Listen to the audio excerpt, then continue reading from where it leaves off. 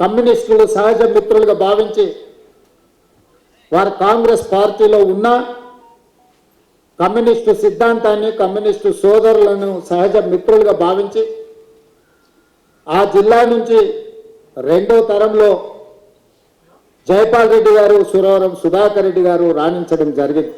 ఇది మా జిల్లాకు గర్వకారణం.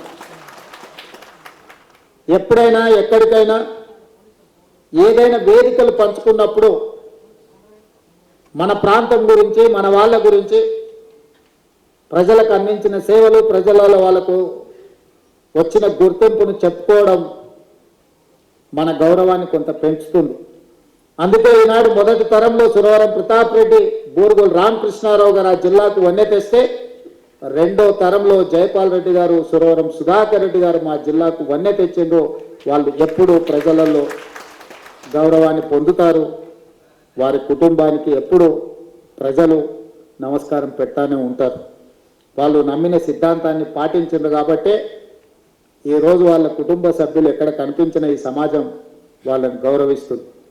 అందుకే ఈరోజు విజయలక్ష్మి గారు చిన్న కోరికలు కోరింది. వాళ్ళ గ్రామానికి సంబంధించి ఒక పాఠశాల, ఊరికి ఒక రోడ్డు, ఒక బస్సు వచ్చింది. ముఖ్యమంత్రి మీరు మా సంపదను అడిగినా కూడా పని జరిగిపోతుంది.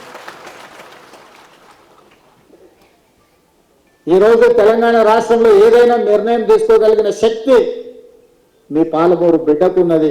ఈ వేదిక మీద నుంచి వారి గౌరవం అలంపూర్ శాసనసభ నియోజకవర్గానికి కాదు రాష్ట్ర స్థాయిలో వారి గుర్తింపు ఉండే విధంగా, వారి నమ్మిన సిద్ధాంతం ప్రజలకు అర్థమయ్యే విధంగా హైదరాబాద్ స్థాయిలో కూడా వారిని ఎప్పుడు గుర్తుంచుకునే విధంగా ఒక మంచి నిర్ణయం మంత్రివర్గంలో తీసుకుంటాం. మంత్రివర్గ సహచరులతో మాట్లాడి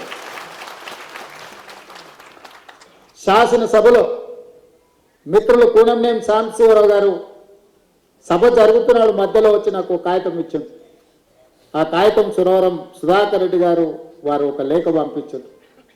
తెలుగు యూనివర్సిటీకి భాషలో ఎనలేని సేవలు చేసి తెలంగాణ విముక్తి కోసం పాటుపడ్డ సురవరం ప్రతాప్ రెడ్డి గారి పేరు పెడితే బాగుంటుంది అని సుధాకర్ రెడ్డి గారు నాకు ఒక లేఖ రాయడం జరిగింది. ఆ లేఖ చదివిన 10 నిమిషాల్లోనే అదే శాసనసభలో నిలబడి పెద్దలు సుధాకర్ రెడ్డి గారి సూచనను మా మంత్రివర్గం మా ప్రభుత్వం తప్పకుండా తీసుకుంటుందని చెప్పి అక్కడికక్కడ శాసనసభలో తెలుగు యూనివర్సిటీకి సురవరం ప్రతాప్ రెడ్డి గారిని ప్రకటించడమే కాదు, ఈనాడు తెలుగు యూనివర్సిటీకి సురవరం ప్రతాప్ రెడ్డి గారి పేరు పెట్టి మంత్రివర్గంలో నిర్ణయం తీసుకొని ఈరోజు తెలంగాణలో ఉన్న తెలుగు యూనివర్సిటీకి సురవరం ప్రతాప్ రెడ్డి గారి పేరు పెట్టుకోవడం జరిగింది అని చెప్పి ఈ సందర్భంగా గుర్తు చేస్తున్నాను. ప్రజలు ఎన్నుకున్న ముఖ్యమంత్రిగా ప్రజల చేత గౌరవింపబడే వ్యక్తుల యొక్క పేర్లు వాళ్ళ చిరునామాలు శాశ్వతంగా ఈ తెలంగాణలో ఉండాలి. అందుకే కోటి ఉమెన్స్ కాలేజ్ యూనివర్సిటీగా మారితే ఆ మహిళా యూనివర్సిటీకి వీరనారి చాకలి ఐలమ్మ పేరు పెట్టడం ద్వారా ఈ తెలంగాణలో పోరాట స్ఫూర్తికి గౌరవం ఉంటుంది అని చెప్పి తెలుగు యూనివర్సిటీకి వీరనారి చాకలి ఐలమ్మ పేరు మా ప్రభుత్వం పెట్టింది. ఇదే కాదు, Indian institute of handloom technology ఒక నూతన సంస్థను కేంద్ర ప్రభుత్వం నుంచి సాధించుకొని దానికి కొండా లక్ష్మణ్ బాపూజీ గారి పేరు పెట్టి ఆనాడు మొదటి తెలంగాణ ఉద్యమంలో తెలంగాణ కోసం పదవి త్యాగం చేసి స్ఫూర్తిగా నిలబడ్డ కొండా లక్ష్మణ్ బాపూజీ గారి పేరును ఇండియన్ ఇన్స్టిట్యూట్ ఆఫ్ హ్యాండ్లూమ్ టెక్నాలజీకి ఈరోజు మనం పెట్టుకోవడం జరిగింది.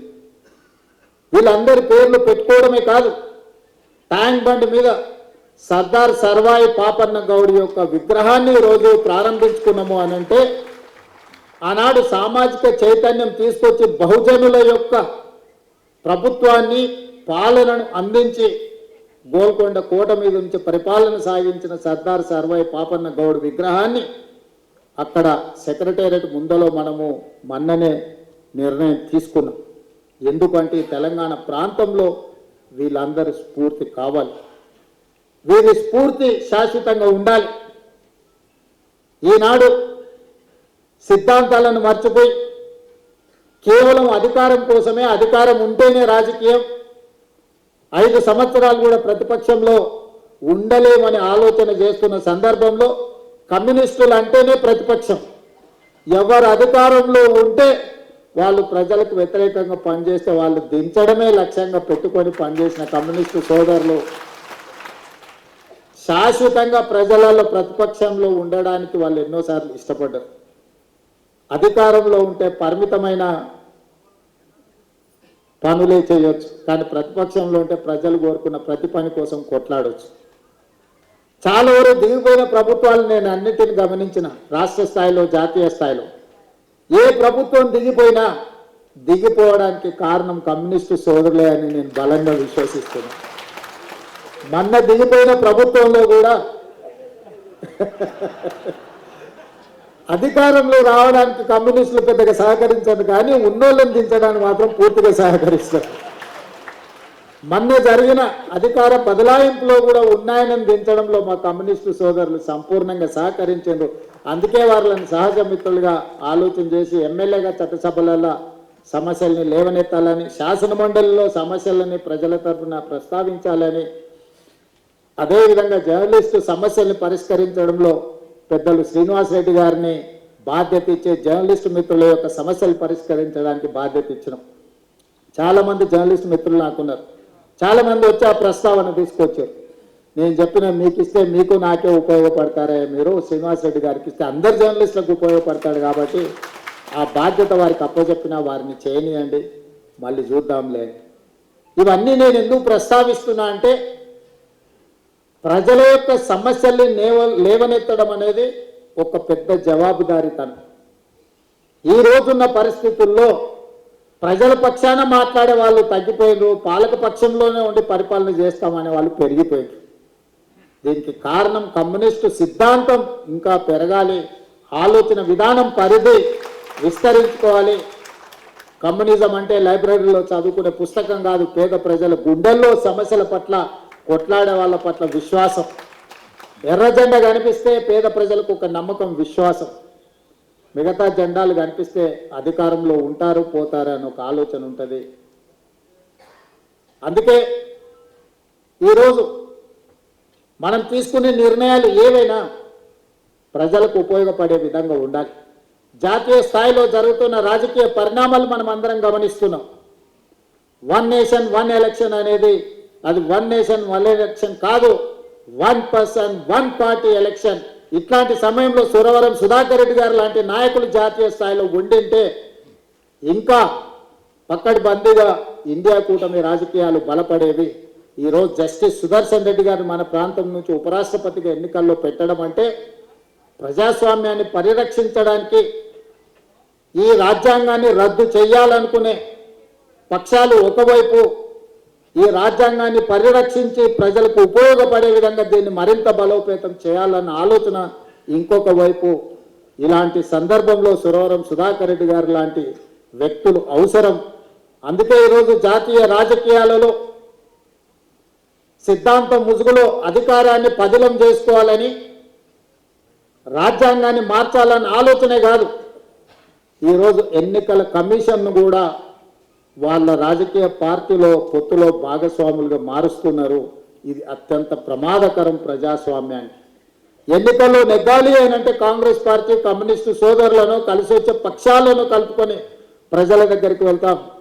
ఎన్నికల ముందు శ్రేణులను కదిలించే ముందు మా అనుబంధ విభాగాలను ముందలో పెడతాం. అది మహిళా కాంగ్రెస్ కావచ్చు, లేకపోతే యువజన కాంగ్రెస్ కావచ్చు, విద్యార్థి కాంగ్రెస్ కావచ్చు. కానీ ఈనాడు అధికారంలో ఉన్న పెద్దలు ఎన్నికలు వస్తున్నాయంటే మొట్టమొదట వాళ్ళ అనుబంధ విభాగాలైన ఈడీ, ఇన్కమ్ ట్యాక్స్, సిబిఐలను పంపిస్తారు. ఉన్న వాళ్ళని అందరినీ కూడా దిగ్బంధం చేయండి అని ఆ తర్వాత ఎలక్షన్ కమిషన్ను పంపిస్తారు. వాళ్ళకు వ్యతిరేకంగా వేసే ఓట్లను తొలగించమని. ఇది అత్యంత ప్రమాదకరమైన పరిస్థితి దేశ రాజకీయాలు ఈరోజు కొనసాగుతున్నాయి. అందుకే రాహుల్ గాంధీ గారు బీహార్లో ఓట్ చోర్ గద్దె చోడ్ అని ఈరోజు ఒక స్లోగన్ తీసుకొని బీహార్లో వారు పాదయాత్ర ప్రజల దగ్గరికి వెళ్ళారు. ఇది ఎన్నికల్లో నెగ్గడం కోసం తాత్కాలికంగా రాజకీయ ప్రయోజనం పొందడం కాదు. ఈ దేశంలో మహారాష్ట్రలో జరిగిన పార్లమెంట్ ఎన్నికలకు ఆ తర్వాత 4 నెలల తర్వాత జరిగిన శాసనసభ ఎన్నికల్లో 1 కోటి కొత్త ఓట్లు నమోదైనవి. ప్రజాస్వామ్య ప్రేమికులారా ఆలోచన చేయండి. 4 నెలల్లో ఒక రాష్ట్రంలో 1 కోటి మంది పుట్టగలరా? పుట్టినోళ్ళకు 1 కోటి ఓట్లు కొత్తగా రాగలవా? కానీ మోడీ గారి ప్రభుత్వంలో ఇది సాధ్యమైంది. ఆ 1 కోటి ఓట్లే మహారాష్ట్రలో రాష్ట్ర ప్రభుత్వాన్ని ఏర్పరచగలిగినాయి, ప్రజాస్వామ్యాన్ని పరిరహసించగలిగినాయి. అలాంటి విపరీతమైన పోకడలే ఈరోజు బీహార్లో జరుగుతున్నాయి. పార్లమెంట్ ఎన్నికల తర్వాత ఈరోజు 65 లక్షల ఓట్లు తొలగించబడ్డాయి బీహార్లో. ఓట్లు తొలగించడంతోనే ఆగదది. రేషన్ కార్డులు తొలగించడం జరగవచ్చు, లేదా వాళ్ళకు అందే సంక్షేమ పథకాలు తొలగిపోవచ్చు, లేదా వాళ్ళ ఆస్తులను కూడా కొల్లగొట్టవచ్చు. ఇలాంటి విపత్కరమైన పరిస్థితుల్లో విపక్షాలన్నీ ఏకం కావాలి, ఏకతాటిపై నడవాలి. ఈరోజు జాతీయ రాజకీయాలలో కాంగ్రెస్ కమ్యూనిస్టులే కాదు, ప్రజాస్వామ్యాన్ని పరిరక్షించాలనుకున్న ప్రతి వాళ్ళు కదలాలి. మాకేం నష్టం లేదు, మాకేం కష్టం రాదు అని మౌనంగా ఉంటే ఈ ప్రజాస్వామ్యానికి ప్రమాదం ఏర్పడే పరిస్థితులు ఈ దేశంలో ఉన్నాయి. ఈ విపరీతమైన పోకడలు మన దేశానికి మంచిది కాదు. 75 సంవత్సరాలు పూర్తి చేసుకున్న ఈ ప్రజాస్వామిక దేశంలో ప్రజల యొక్క ప్రాథమిక హక్కు అయిన ఓటునే తొలగించే ప్రమాదకరమైన పరిస్థితులు వస్తున్నాయంటే మనందరం కూడా ఆలోచన చెయ్యాలి, చర్చించాలి. మనం ఎవరము మాట్లాడడం లేదు, మనం ఎవరము చైతన్యపరిచే ఆలోచన చేయడం లేదు. చేసినా పూర్తి స్థాయిలో మనం దాని పట్ల కార్యాచరణ సిద్ధం చేసుకోవడం లేదు.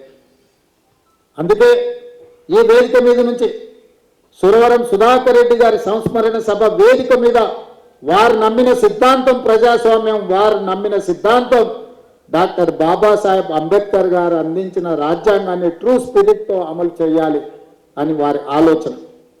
మరి వారికి మనం అర్పించే ఘనమైన నివాళి వారు పాటించిన సిద్ధాంతాన్ని ఈరోజు మనం కొనసాగించాలి. వారి జ్ఞాపకార్థంగా ప్రభుత్వం చేయవలసిన ప్రతి పని చేపడుతుంది.